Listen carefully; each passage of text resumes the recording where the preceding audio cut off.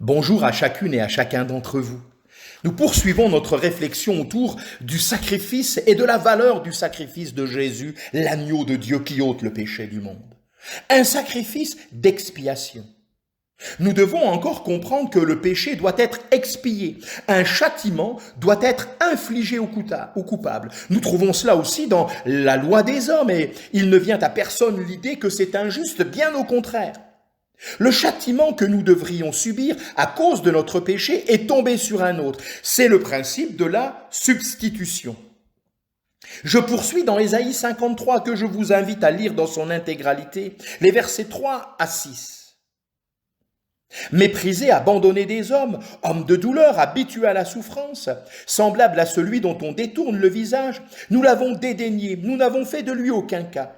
Cependant, ce sont nos souffrances qu'il a portées, c'est de nos douleurs qu'il s'est chargé, et nous l'avons considéré comme puni, frappé de Dieu et humilié. Mais il était blessé pour nos péchés, brisé pour nos iniquités. Le châtiment qui nous donne la paix est tombé sur lui, et c'est par ses meurtrissures que nous sommes guéris. Nous étions tous errants comme des brebis, chacun suivait sa propre voie, et l'Éternel a fait retomber sur lui l'iniquité de nous tous. Une autre parole nous dit, vous qui étiez morts par vos offenses et par l'incirconcision de votre chair, il vous a rendus à la vie avec lui, en nous faisant grâce pour toutes nos offenses. Il a effacé l'acte dont les ordonnances nous condamnaient et qui subsistait contre nous, et il l'a détruit en le clouant à la croix. Il a dépouillé les dominations, les autorités, et il les a livrées publiquement en spectacle, en triomphant d'elles par la croix. Colossiens chapitre 2, verset 13. Oh, si nous doutons encore de l'amour de Dieu, rappelons-nous de cette parole de Romains 5, 8. Mais Dieu prouve son amour envers nous, en ce que, lorsque nous étions encore des pécheurs, Christ est mort pour nous. Il a expié notre péché. Un sacrifice de justification. Nous sommes toujours dans ce principe de substitution selon ce qui est écrit. Christ aussi a souffert une fois pour les péchés, lui le juste pour des injustes, afin de nous amener à Dieu, ayant été mis à mort quant à la chair, mais étant rendu vivant quant à l'esprit. 1 Pierre 3, 18. Et 2 Corinthiens 5, 21 d'ajouter, celui qui n'a point connu le péché, il l'a fait devenir péché pour nous, afin que nous devenions en lui justice de Dieu.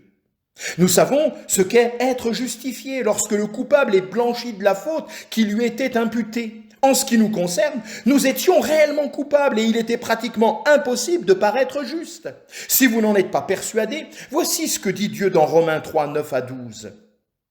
Quoi donc? Sommes-nous plus excellents? Nullement. Nous avons déjà prouvé que tous, juifs et grecs, sont sous l'empire du péché selon qu'il est écrit « Il n'y a point de juste, pas même un seul. Nul n'est intelligent, nul ne cherche Dieu.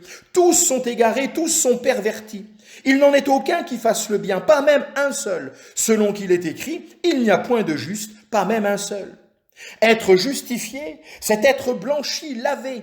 Or, Dieu nous dit que nous sommes justifiés au moyen du sang de Jésus-Christ. Gratuitement justifiés par sa grâce. Romains 3, 24. À plus forte raison, donc maintenant que nous sommes justifiés par son sang, serons-nous sauvés par lui de la colère, nous dit encore Romains au chapitre 5 et au verset 9e.